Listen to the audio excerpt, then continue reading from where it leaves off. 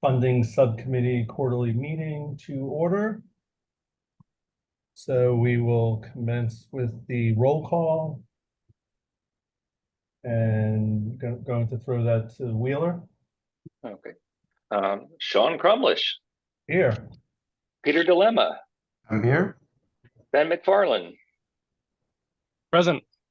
Whitney Catchmark. Here. Louis Lawrence. Good morning. Good morning. Curtis Smith. Here. Robbie Coates. Here. Deborah Messmer. Keith Martin or Kristen Burhop. Ethan Betterton filling in. Neither of them could make it, so I'm here for the chamber. Got it. Thank you, sir. Bill Curtis. Here. Chris Swanson or Christopher Berg. Claire Gorman. And then Troy Hartley. I'm here. Good morning. Are there any members I didn't call? Okay. Excellent. So the agenda is before us. Or Matt, did you want to introduce? Do we have guests? Yeah, you all might notice that we have a few more people on the call than we normally do. So I just wanted to quickly introduce the Stantec and launch team, who we have entered in a task order contract to help us with the delivering the Coastal Resilience Master Plan Phase 2. So in addition to developing the plan document itself, they are also facilitating our subcommittee recommendations. So there's a number of them here, and you will be meeting them as we kind of move forward into our subcommittee recommendation part of the meeting. Thank you. So the meeting agenda is before us. Do we have a motion to adopt? So moved. Second. All in favor? Aye. Thank you. The subcommittee meeting minutes from the 2024 first quarter was attached to the calendar invite. I guess we will ask for any comments on that. Hearing none, do we have a motion to adopt the meeting minutes? So moved. Second? We have a second? Second. Perfect. All in favor, say aye. Aye. Aye. Thank you. So moving to the next agenda item, subcommittee objectives. Matt, did you want to quickly run through? Sure. So these are the same objectives that we've been working with since we kind of agreed to adopt these about a year ago now. So this funding subcommittee focusing on the financial needs for flood resilience, not only the financial need to implement resilience, but financial information tools that can help us move forward. That's kind of item number 2. Also helping us identify the challenges and opportunities to help implement financial tools. And then lastly, which is going to be the focus of today's meeting, is recommendations for future planning, as well as kind of future efforts in the interim. And so that's includes, but not limited to, how do we approach quantifying and presenting financial information for future planning efforts. So you all hopefully are familiar with these objectives that we've been working with so far to date. Any questions on the objectives? All right, just wanted to give you all an update on the plan development timeline. The end of the year is quickly approaching. Just about 6 months left when this plan is scheduled to be delivered. We are progressing along the different kind of lines of effort of this plan with our flood hazard data, updating the impact assessment. Stantec and Launch have been reviewing the planned resilience actions that are in the Web Explorer and getting additional data in there. Working on getting some additional financial needs and information for flood resilience. I'll talk about some of that in a little bit.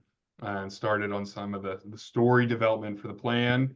And we're working on our recommendations and continuing our outreach and engagement. So we have 2 more subcommittee meetings remaining. This is kind of the overview of what we'll be covering in these remainder of the meetings. Have a quick update up front about what we're doing for this plan, but we'll spend the majority of the time on recommendations and trying to get those finalized. Well, actually, need to get them finalized by our Q4 meeting to provide them and present them in front of the TAC. Any questions on where we're at overall with the plan or what the subcommittee schedule looks like? And I'm going to go into a little bit more detail of the recommendation schedule later on. All right, then I'm going to move into the old business section, which is split up into some updates on the financial information that we're working for or including into the plan. And then we'll move on to our subcommittee recommendations. For us, I've put this in old business because we've been talking about different recommendations for the past couple of meetings. So it is a continued effort and not a new effort starting from scratch. So first, what are we doing with phase 2 and what type of information is going to be included in the plan? Within our flood hazard impact assessment, we talked about having building and structural average annualized losses in dollar figures. So similar to phase 1, where we had those values, but expanding that to also pluvial flooding. And then also updating it with the updated kind of asset inventory and how it will be organized. We're also calculating dollars of ecosystem services lost. So where we have land that is lost due to permanent inundation or uplands that are potentially converted to tidal lands, what are those in that potential change of land type? What are the potential ecosystem impacts in terms of dollars? And these are all numbers that we're working on creating now. I do want to just put an emphasis that just because we're creating the numbers doesn't mean we're just going to put it in there and not kind of review and see if it makes sense. Do the numbers make sense? Are they telling a story? We have to have this to kind of decide how and if it gets into the plan. So that's what we're working on now, is generating all this information so that we can review it and try to determine how best to present it and share it with all of our stakeholders.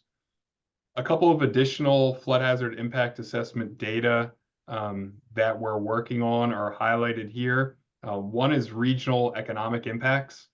So taking those direct impacts to our buildings and structures and projecting out what are the overall regional economic impacts that can have to the regions being the different PDCs. So that is a task order contract that we are hopefully trying to finalize this week, early next week, and get underway so that those results will be available later this summer to include. We're also working on calculating local real estate tax revenue impacts. So understanding what tax revenue is generated from properties in the floodplain as well as areas that are subject to tidal inundation.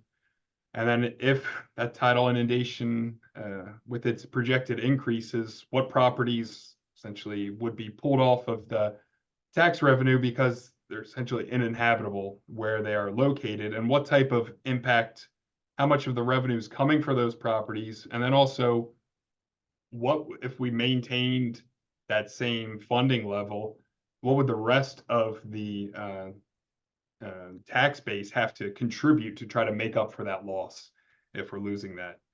So those are some new... Matt, with that one in particular, Yep.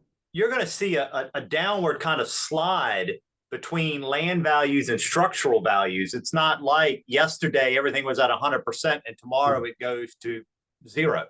Yes. So are you going to attempt to pull like from the Department of Tax land book value information where you can actually get a better understanding of what's happening on the glide path? Because if you present it as at this future date, you're going to lose all this revenue, that revenue has been lost all along that glide path. Yeah, that's harder to get to, Louis. I mean, we have the values, land and property values as they currently stand. But you're right, sea level rise isn't just going to jump up overnight and then we're going to lose it all at once. It is going to be a progressive kind of incremental impact. I don't know that we can measure and project the incremental except with kind of an interpolation of here's what we're projecting at our near term or far future. And there's got to be some type of, okay, it's not all happening at once. It's kind of, it can occur over time, or it could be triggered by a severe storm event. So I think we're going to work to try to put some context to that, Louis. I don't know Right. that we will have numbers of projections over time because I just don't think that's. Yeah, the context is going to be so critical because we're already seeing slippage happen right now where land values on the waterfront are going down, but the structural values are holding or increasing. So if you look at just the aggregate number, you don't see the slippage because those two things are actually independent of each other in the reassessment process. So I think giving context to help local governments identify when slippage, what are the indicators when slippage could be occurring and where that's occurring is probably more important in the messaging of impacts to revenue than trying to look at that aggregate number down the road going down because the damage will have already been done. Yeah, that's a great point, Louis. Thank you. All right, anything else? Any other comments on the impact assessment and some of the dollar values we're looking to calculate to include in the plan?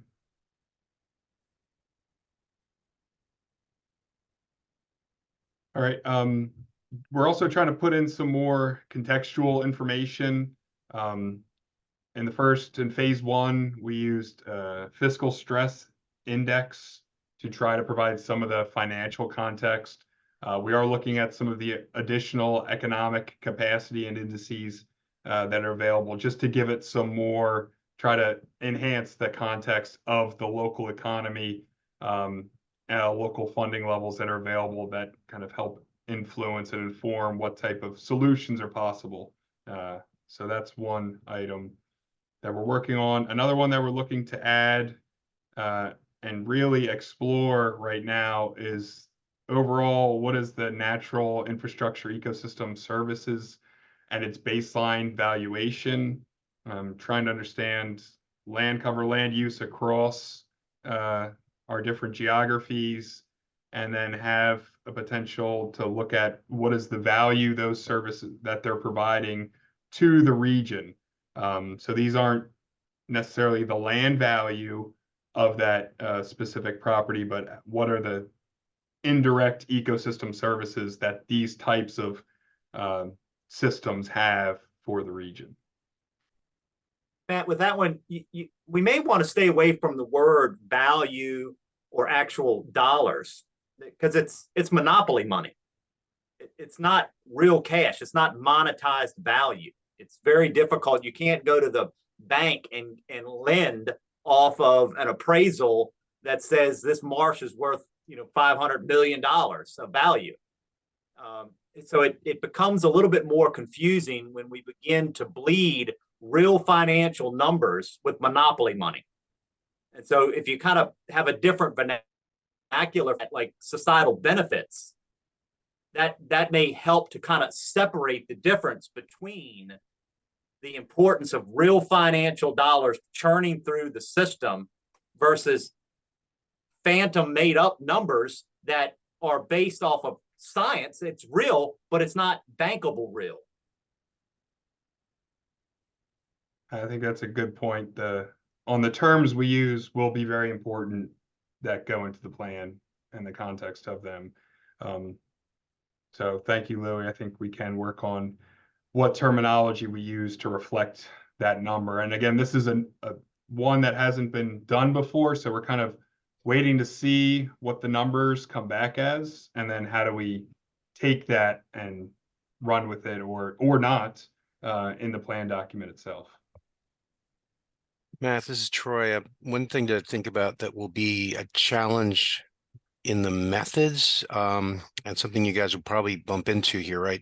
So there can be ecosystem services of a marsh, there's ecosystem services of a forest, there'll be ecosystem services in different types of ecosystems, of which you then will have different fields doing that analysis in the literature, and methodologies might be a little bit different. And then you could this is not an argument we want to start getting into, right? You could set yourself up to start saying, oh, well, look, I guess this forest is more valuable than this other ecosystem type, which isn't really necessarily the point. It's more about the overall value and benefits from the collective coastal environment.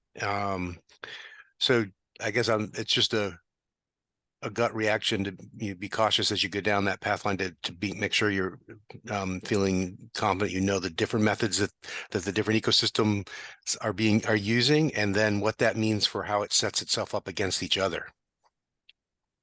Great, thank you, Troy.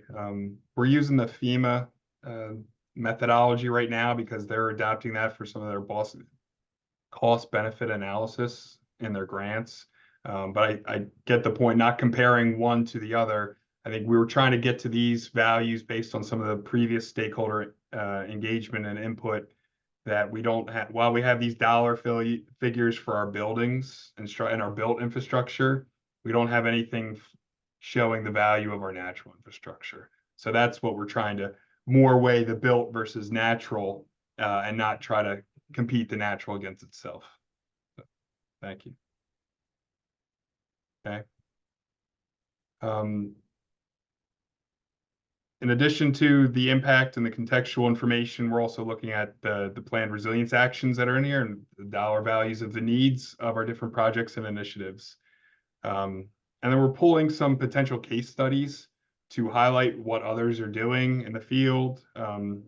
So one we're looking at potentially including into the plan is Vims's project on the Middle Shore, or Middle Peninsula, where they're looking at the ecological and societal benefits from the marshes and living shorelines. So trying to highlight work that others are doing, because we are not in this alone, that's for sure. Okay. A couple more updates for phase 2 that we're hoping to get underway with this new task order. One, updating the funding database.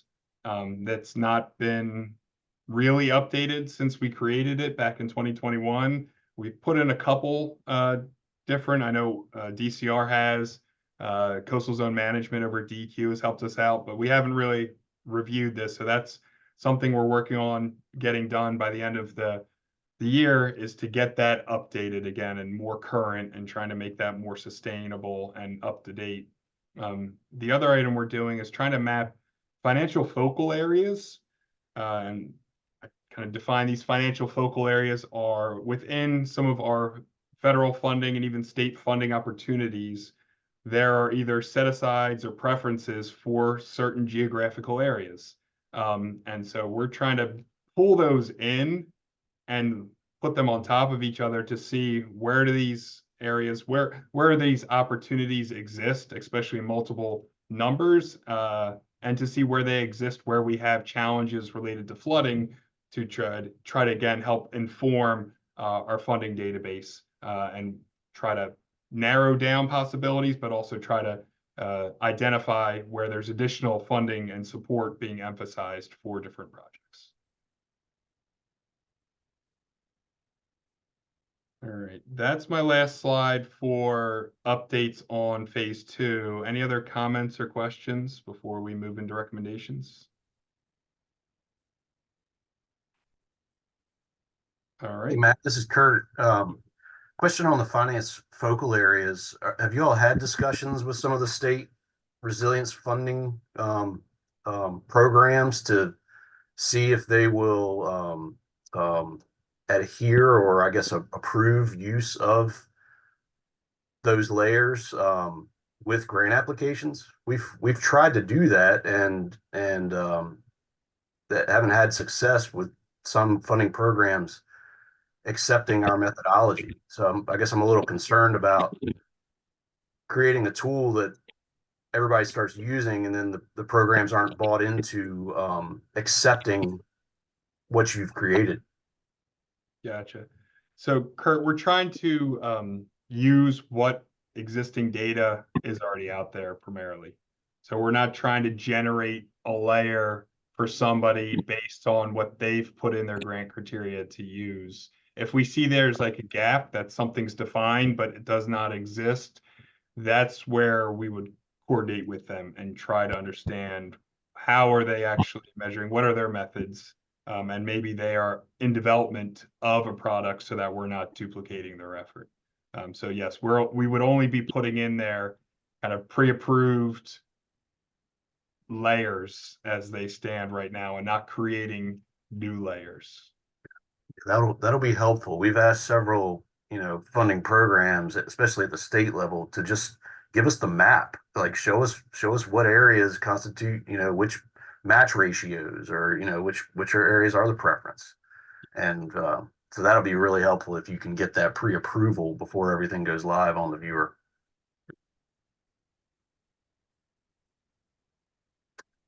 All right. All right, moving into subcommittee recommendations. I'm going to give a quick overview of the process and some of the summary of efforts to date. And then I'm going to hand it over to the Stantec and launch team for the facilitated discussion. So what are we trying to do here with our recommendations? Really trying to figure out how do we improve the mitigation of severe and repetitive flooding in the coastal region. So we're looking for recommendations that we can be doing, what action needs to occur in the next 1 to 4 years to move us forward within kind of our financial or funding realm. And then also, are there planning process improvements that DCR can do that we can implement in the next planning phase, because we have to do this every 5 years. And so if there's additional information or process improvements, also open to those type of recommendations. The recommendations can be geared to a variety of audiences, whether it's state government, PDCs, and local governments. But we're trying to identify the intended audience in general terms. So state agencies, PDCs, local governments, rather than trying to call out a specific agency, especially if it's beyond DCR. So we don't want to have a recommendation here that says VDOT needs to do this or VDEM should be doing that.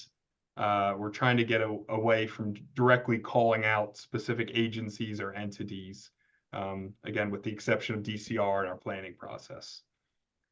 Across all the subcommittees, we're looking to get 3 to 5 recommendations per subcommittee. So that puts us between 16 and 20 total. I know we've talked about a lot of different things we can and should be doing, especially in this subcommittee. Just because it doesn't make this kind of final list does not mean that it's not being documented and that we're not listening. But we're trying to get what are the top 3 or 5 recommendations that are most needed or most impactful to move us forward. And then these recommendations are going to be provided or displayed in a section of the final plan document, and they're going to be presented as recommendations coming from the TAC and the subcommittee. So these aren't going to be coming across DCR recommendations in the plan, but these are the recommendations that you all are putting forward as our stakeholder groups. This is a collaborative process. Launch is here to really facilitate the discussions. But I will say, while we have this is being informed by our previous discussions. The phase 1 plan had some opportunities for improvement, other stakeholder engagement. Even if it's been said before, we want to restate it here, especially to make sure we're elevating certain recommendations that are coming to the top, and that our final recommendations are going to be voted by the subcommittee to go to the TAC. So that happens in our Q4 meeting. You all would vote on what needs to go forward in what form for the TAC's full vote, which is going to happen in the Q4 meeting. So right now, kind of brainstorming, prioritizing. Our next meeting working on reviewing and revising, refining, and then we've got to finalize it by Q4 to get it in front of the TAC, to get it into the plan. So any questions on the overall process and plan? All right. We've been working within these 4 lines of effort, as far as how we've been discussing what needs to happen and what we're doing with phase 2 and can do beyond. So we're going to kind of carry this forward, and we'll talk about these and the different themes or lines of effort moving forward. We did survey you all prior to the last subcommittee meeting and provided some of those results at the full TAC in March. The results of that survey were sent as an attachment in the meeting reminder earlier this week. So please feel free to refer to those and to bring those back up if you needed to. Again, just trying to recall we were working on both how impactful are these recommendations and then the urgency. When is it needed? And that's where we're trying to implement some of those recommendations right now in our plan that's due at the end of the year. But there's others that could be incorporated into the statewide plan or could come out on a rolling basis. So really, again, just want to hear from you all again on what do you think the greater we can be doing to advance flood resilience with respect to funding. And with that, if there's no other questions, I'm going to hand it over to Linda from Launch to lead us in the facilitated discussion. Thanks, Matt. I'm Linda Warren from Launch Consulting, and with me today we have 3 additional facilitators because we will be going into breakout rooms for further discussion. And so all of us have some technical knowledge in the area and facilitation experience, and we love to help everyone get to some good conclusions as they move along. So, slide, what I'd like to do is go over what we'll be doing between pretty much now and about 11:40. And so in that time, first we're going to go through and find the draft themes as a group. Those basically Matt has presented already, but we'll talk through them, make sure those are useful for you. And then we will individually be brainstorming recommendations under these different theme categories.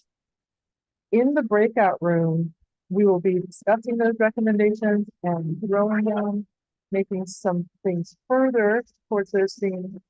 And then we'll come back together as a group. So after about half an hour in the breakout rooms, we'll come back, have some larger discussion together.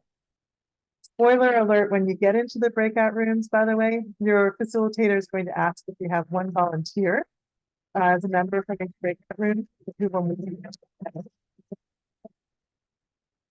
And then we're going to prepare to vote on these top recommendations, but not the final vote, as Matt talked about. It's we're coalescing them. Which ones do you think are a priority?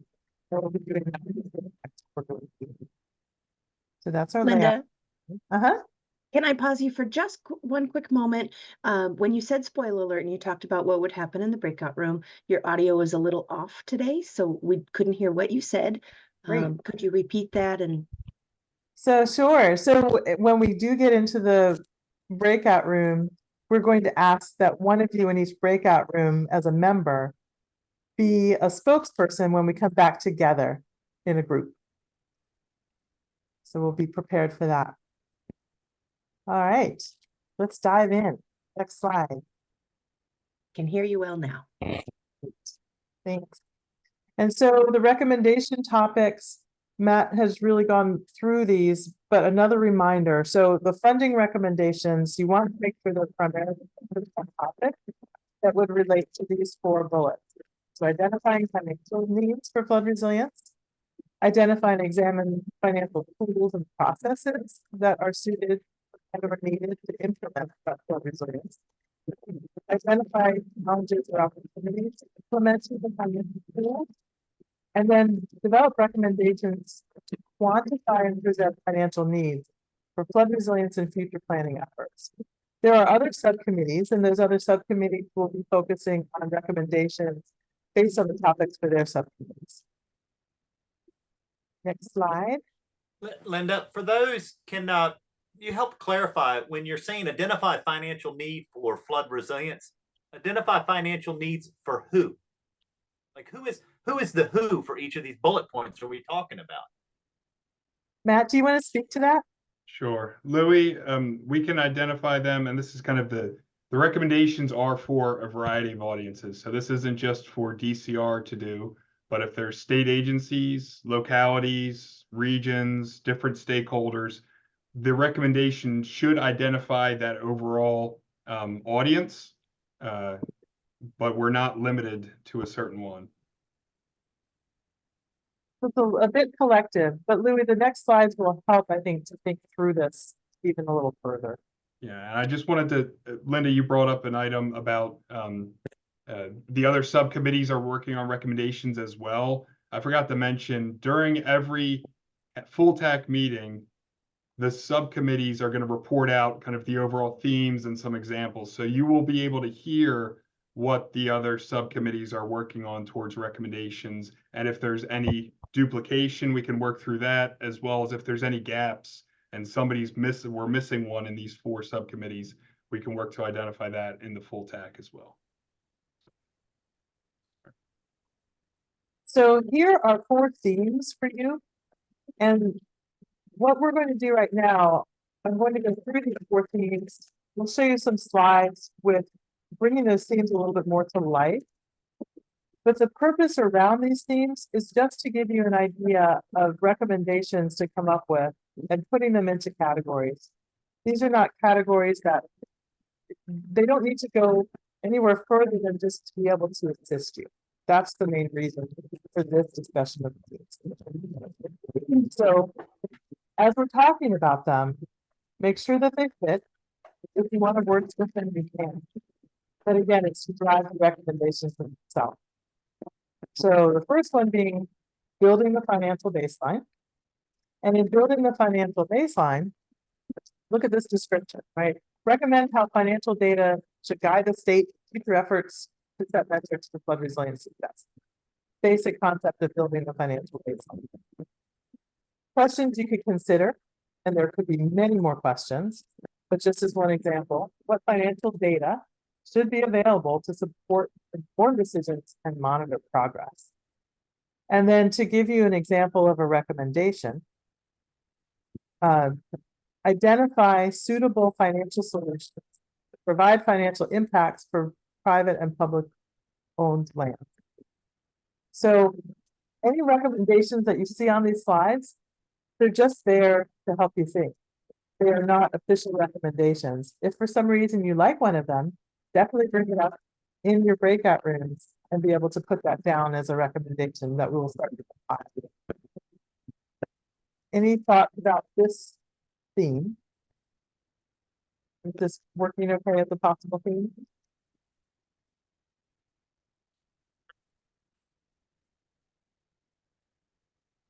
Great. So theme 2, making the financial case.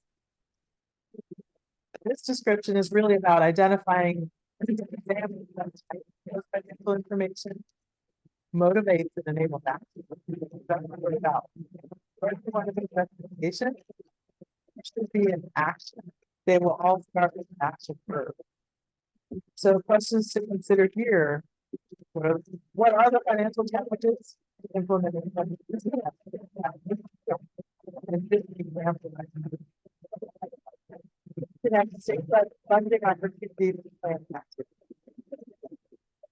Linda, if I could stop you for just one moment, we're having a lot of trouble hearing you. Is there a speaker you connected that you could disconnect? Is that the difference? Perhaps. Thank you. I just disconnected a speaker, so I'm wondering if the audio is better. Oh, excellent. That's 100% improved. Thank you.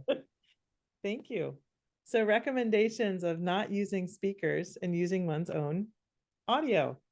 Make sure when you're writing these, when you get in the breakout rooms, that you make them very active. So connect state-led funding opportunities to planning activities. Great. Let's look at the third theme. Documenting opportunities for state support. This description, documenting those opportunities for state support to increase access and reduce barriers to financial tools for flood resilience needs. So what kind of questions might you think about when you're thinking of recommendations? What financial programs at state scale can have the greatest impact? Again, you could have more questions. The example starts with a verb: provide coordinated and programmatic financial tool training and technical assistance. Everyone's thinking well. Any thoughts about this one? Okay, we'll go to the fourth theme. The last one here, providing guidance and information. Guidance and information would involve funding and financing flood resilience activities to the state and local government entities. Considering questions, are there examples beyond flood resilience where state provided guidance and information is well received and utilized? And here's one recommendation example: maintain the Coastal Resilience Web Explorer funding database. Hopefully everyone is familiar with that. Okay, so those are the four themes. If we look at these together and you're thinking about different recommendations, hopefully anything you come up with could be categorized in one of these themes. And if not, are there some other themes that you would want? Again, just a way to help get you thinking.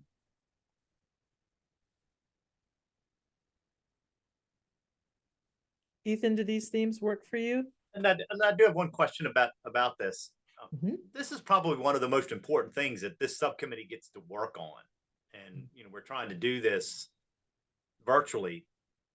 Will the next meeting, will there be a continuation in person? Because this is really, really, really critical stuff. How the money flows, where it flows, and what the barriers are. And trying to do this remotely for probably the most important thing, it's doing a little bit of a disservice, to the importance of it. And if this is the one shot, it's going to be difficult.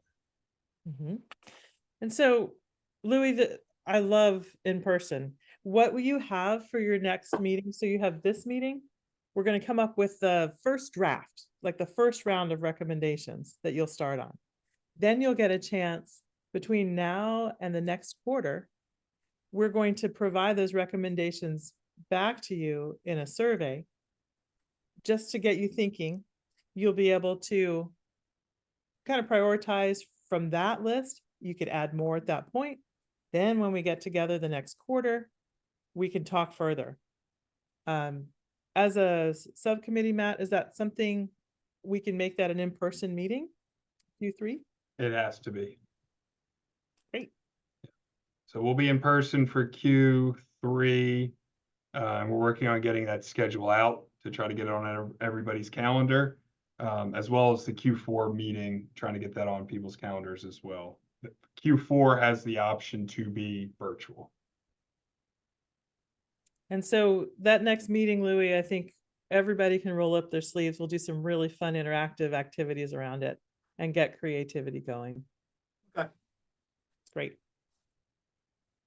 So these themes, I'll just call on a few of you just to ask. Sean, does this work for you? Yeah. Yeah. Okay. And Ethan, for you? Yeah. Okay. So when we get into our breakout rooms, we'll be using those four themes just to help you think. So when we talk about recommendations, make sure you start each with a verb. They're going to be active. So you wouldn't just state a noun as a recommendation like database.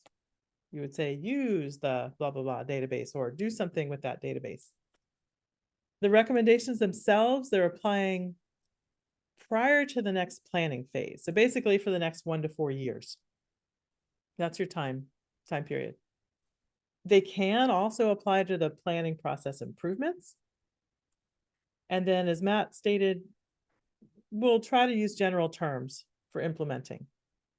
So all the words that you use, sometimes it's hard to wordsmith in the beginning. Don't worry about that part. Just come up with what you can. It can be wordsmithed along the way. But these are the ideas for them. Okay, so here's a little background. Raise your hand if you've never done a breakout room in Zoom. Have members experienced this before? Looks like you have. Okay, great. Because you go into a little bit of hyperspace and then you arrive in a breakout room. And when you arrive, you'll meet your facilitators.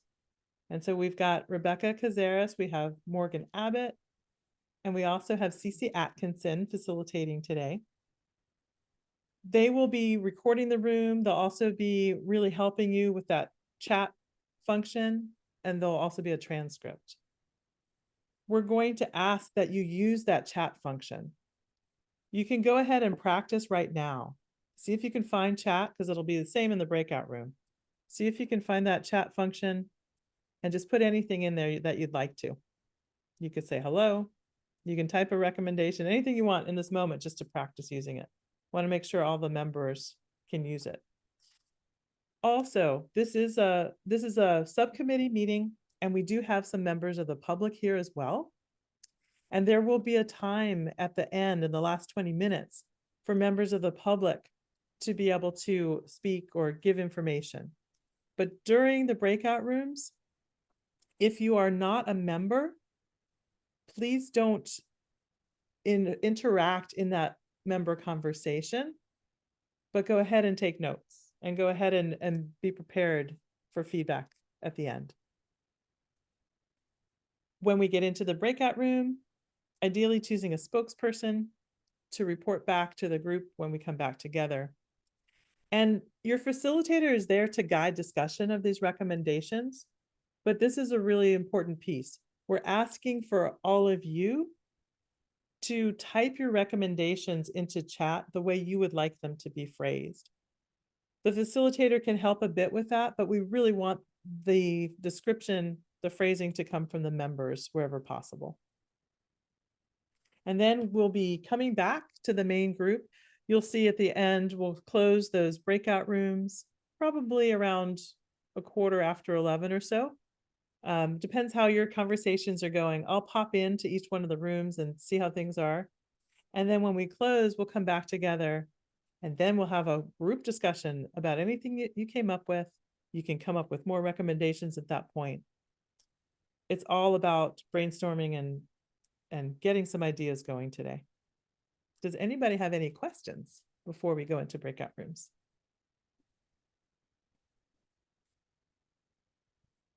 Okay. When we do get into the breakout rooms, if you are a member, if you can turn your camera on in that room, that's a wonderful thing. It just helps with the conversation since we can't be in person today. And once you go into that room, we did divide everybody up. And so members of the public, you are also randomly going into these breakout rooms. If anyone has any issue for any reason, you can check. All you have to do is you can press the button to leave. Make sure you come back to the main room. Don't leave the whole session, but come back to the main room. Let us know if you wanted to get into a different breakout room for some reason, and we can put you in there, because we'll have Wheeler and Caitlin will be in the main room where we are now, helping along the way. Okay, so I'm going to open these breakout rooms. And in order to go into them, what you'll need to do is you'll actually need to click the button to move into it. So you should see that now. You're able to drop in.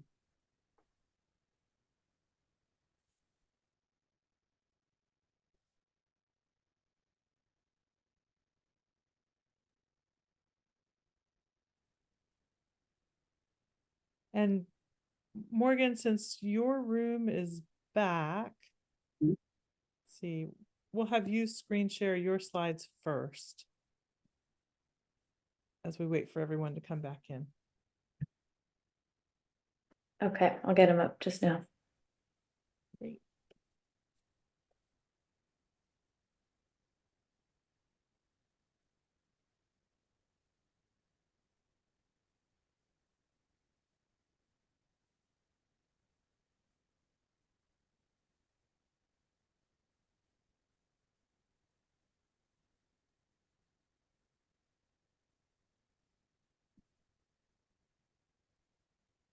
How was the conversation?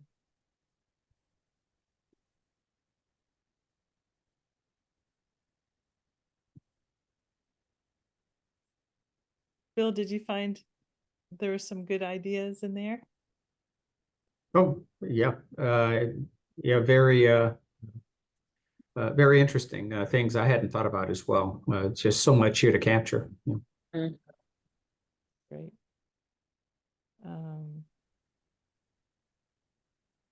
Okay.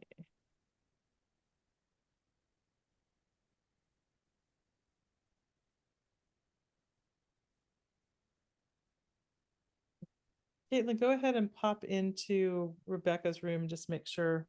Okay. She's ready for saving.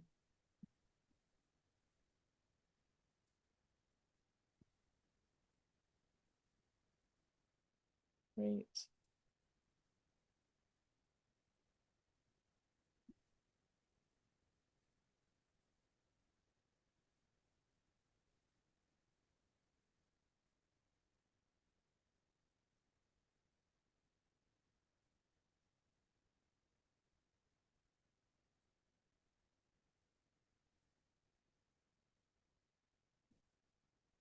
Gotta pull everyone in.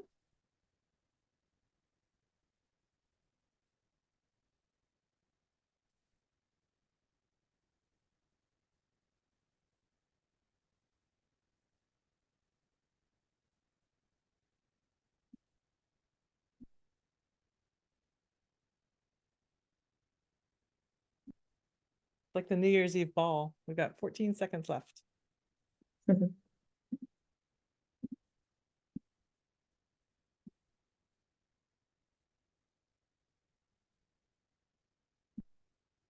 Okay.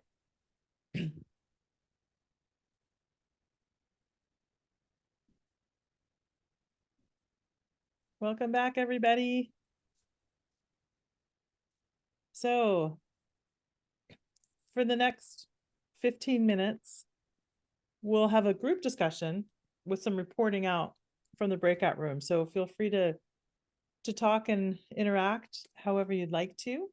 And I think, Robbie, did you volunteer to do the reporting out for this one? I sure did. Awesome. Go ahead. Tell us what you found. Tell us any highlights. We talked a lot on number 2. Spent a lot of time talking about number 2 here. And really it's kind of making the financial case as the topic here. And Peter gave a good example of a project that happened in the Atlanta area where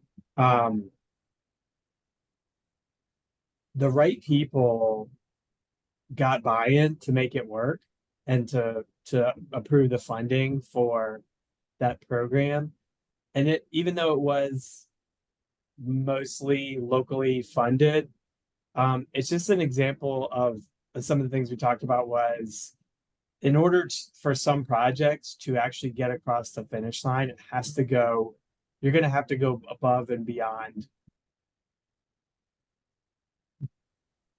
a boost from either the private sector or special interest groups, and how to make that connection to those folks that this is a problem, engage their interests. Same thing goes for our legislative bodies, in like the General Assembly, for example,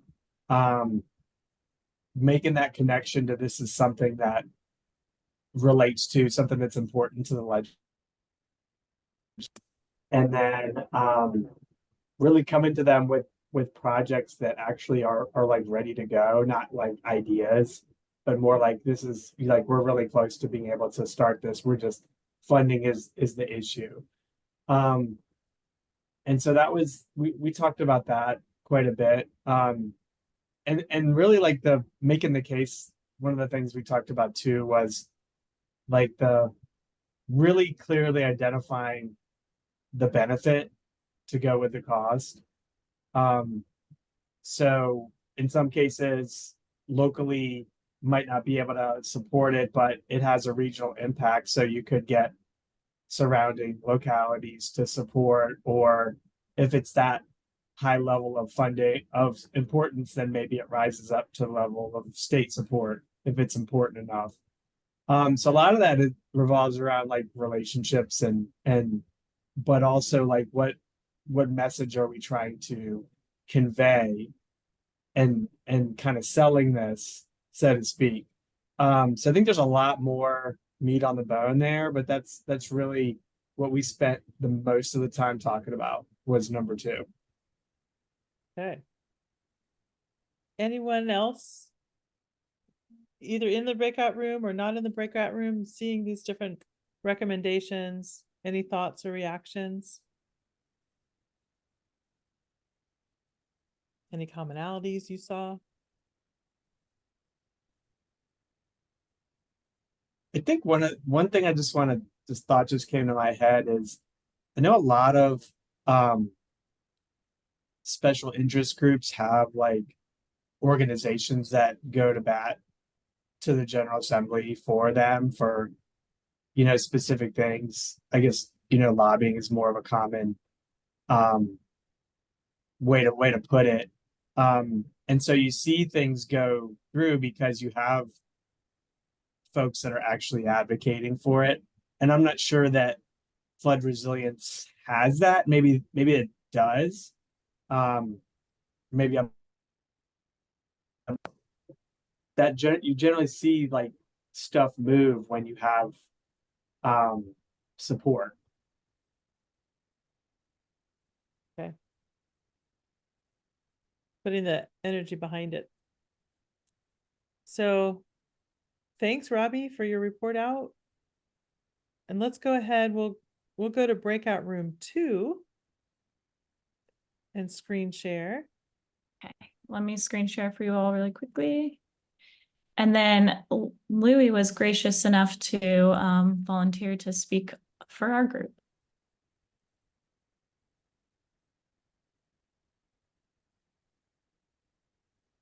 If Louis is still present, I don't know. Scroll up just a little bit, Rebecca, to see the top. There you go. Yep. Louis, are you here? Don't see Louis. Oh, here he is. Louis, you're on mute. He might have stepped away. Ah. Okay. Anyone else in group 2? So 2 of our members had to drop off, but Ethan was also a member in our group, but not to put you on the spot, Ethan. Yeah, sure. So, we talked a lot, I think, as well about the second kind of column, making the financial case. And I think Whitney, unfortunately, she had to leave, but she made a great point that it's important to categorize and let localities know, track flood damages for minor flooding, not just the stuff that gets reported to FEMA because it's so large, but minor flooding has a big impact as well. And then I think one of the best ones is in terms of messaging, making it clear to local governments and to businesses, 2B and 2C are kind of together there, that there are costs to doing nothing when it comes to resilience. And it's important to make it clear in terms of making the financial case that those costs do exist. Louis, you're back. Thank God. I'll let you do it. The system locked me out. I could see you all. That's so weird. I think that was his sneaky way of getting you to talk on it. Yeah, no, all right. I can pick it up from there.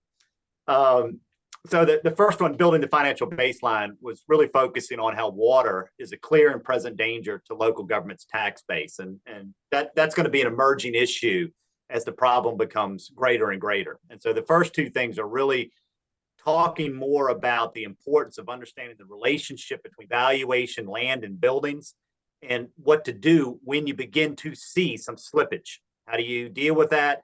It becomes a regressive taxing structure to the poor that live elsewhere in the community. So there's a lot of stuff that needs to be done in that financial baseline area. Number two, on making the financial case, more tools that help localities to track every stick that broke, every bottle that broke, every car that flipped over. As more federal money flows downhill after disasters, it's popping up through different agencies that are not FEMA related. And so crossing over damage thresholds are oftentimes resulting in localities that have damage, but since they didn't document it correctly, they can't reach the money. So that we need to do a better job making sure that localities understand the importance of tracking financial damages.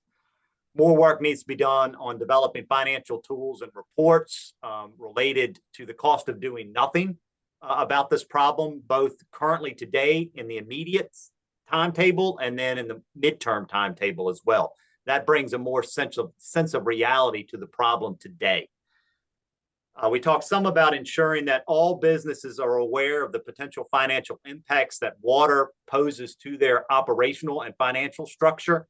Water doesn't discriminate. A lot of times businesses are just not aware of the impacts associated with water. Number three, establish state programs to help with the match component. If a locality is financially cash strapped and they can't provide the match, then they're not going to access the funding. So more work needs to be done in that space. And then none of this will work if we do not figure out how to address the importance of the problem of running these programs that are 100% grant fund reimbursement based.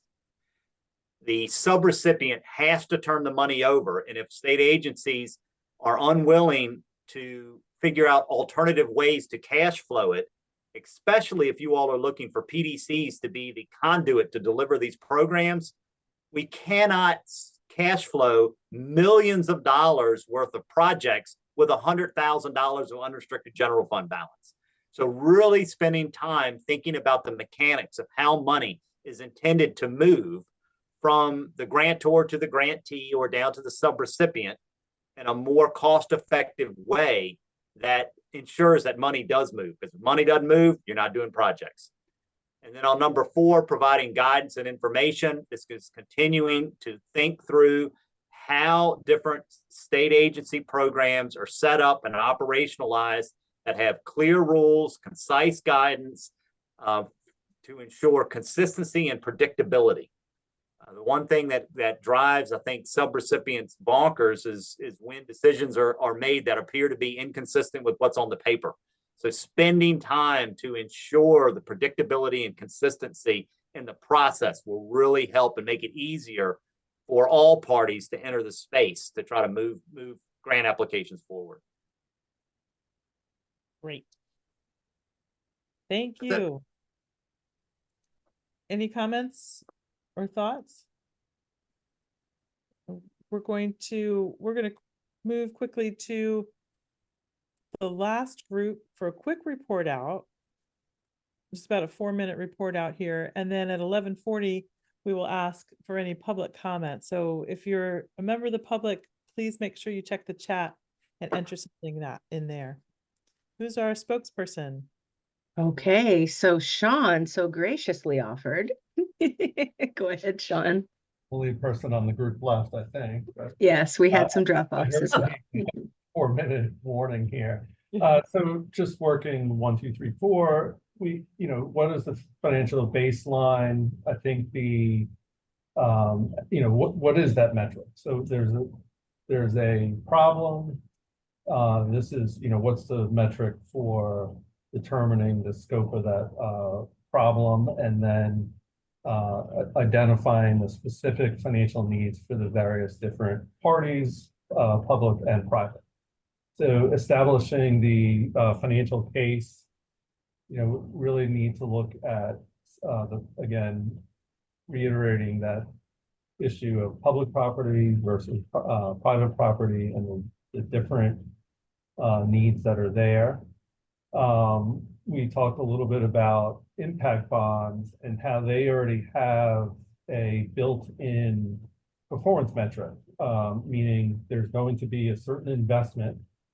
What is the expected outcome versus after project implementation, what the real impact is. So there's a framework there that we could use. Not necessarily advocating for bonds, it could be, but it really is relevant to any type of investment. And again, looking at, there's a complexity to the measurement piece of that. But all of this, it should be, incorporated into state funding programs, and the flood fund was specifically called out, which is tending to support short-term projects, and maybe it should be looking at, maybe a longer term investment. In terms of state support, where are the existing and available funding resources? A lot of these projects don't have co-benefits, and it's not just certain programs. Sean, is there anything that stood out to you? And we'll come back to discussion if you'd like to, after public comment. Is there any one particular area that stood out to you as a group? Anything you talked a lot about? Stacey, did you want to add anything?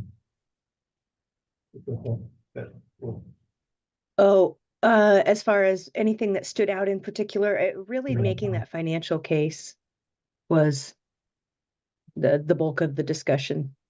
Yeah. Okay. And that's the theme, right? Each one of those breakout rooms, making the financial case was a strong one. Okay. Thank you. Thank you so much, Sean, for reporting out too. And I'm going to turn it over back to Matt. And we'll see if we have time after for more discussion.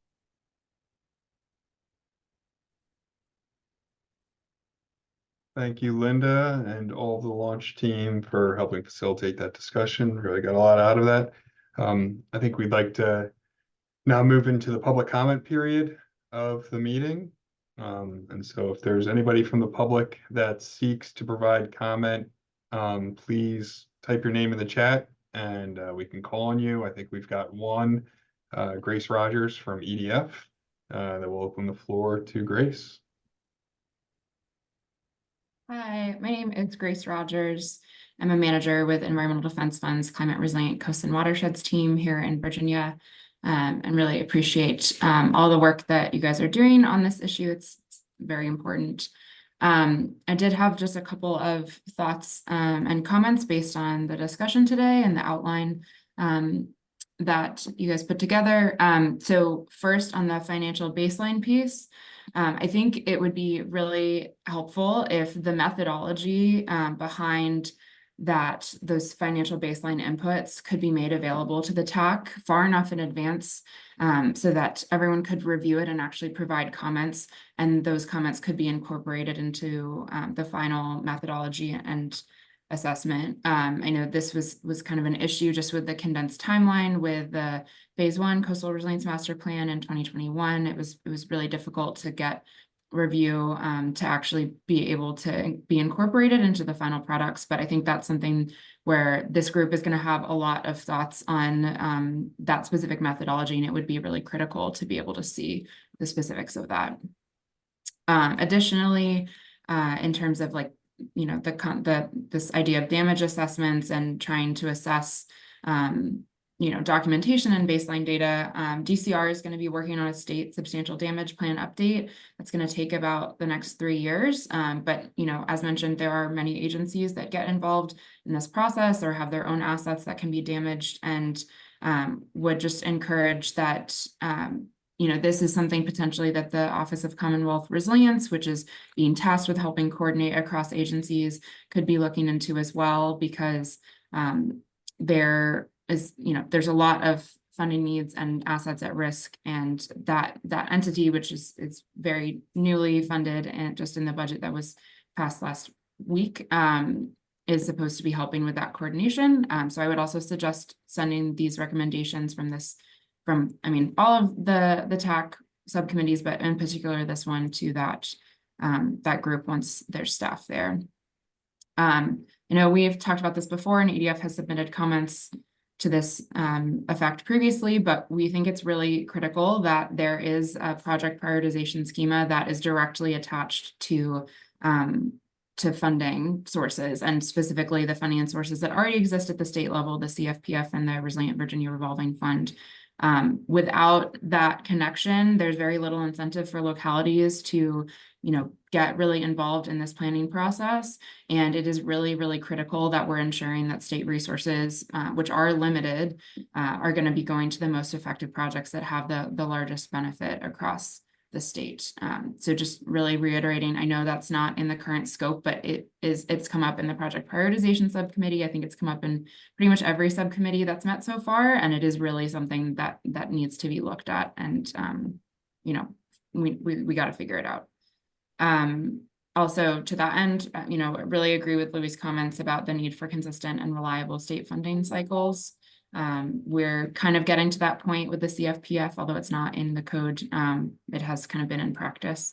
And the last thing I just wanted to throw out there was, there's some discussion of insurance. There was a New York Times article recently looking at how insurers are already starting to pull out of states and communities, even after a single insurance policy claim at times. And so something that very much is already a present reality. It's something that is going to become more and more of an issue in Virginia. And I think it's, one of the things this group or another subcommittee of the TAC could consider is having increased flood risk disclosures for homeowners and for different structures could be really helpful, just as a way to help build awareness of the need for flood insurance. Not everyone's going to be able to afford insurance or be able to get insurance or choose to obtain insurance, but that awareness is really necessary. And EDF has several insurance experts. If the subcommittee would ever like to receive a presentation, we're working on a couple of different innovative pilot projects and several different research studies on different insurance models for climate risk and flood risk specifically. Thank you. All right, thank you, Grace. Are there any other members of the public that would like to comment?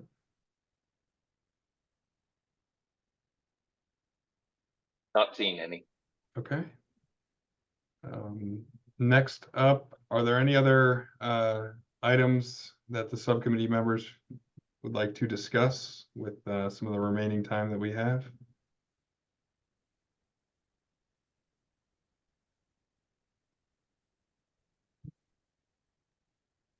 All right. Then just moving on to some of the action items and scheduling. So thanks again for all of your input that you provided for these recommendations. We're going to put them into the meeting minutes. We will report out at the full TAC, which is June 18th, which is an all virtual meeting. And then we'll also be soliciting your input on prioritization of our recommendations, any additional thoughts or comments on them as well, kind of in between, in order to prepare us for the next subcommittee meeting in the third quarter, which will be an in-person meeting. Similar today, we'll have an update on financial assessments and what we're doing for the phase 2 plan, and then really dive into the recommendations in order to review and revise them in that meeting time. Any other last questions or thoughts? I have one, Matt, just to mention, when a survey comes out to you about recommendations within the subcommittee between now and Q3, it will be very short. It should be something that could take you, I'm hoping, 90 seconds to answer. So don't be afraid of that email. It won't be long homework. Just look for it. And please respond as soon as you can. Thanks.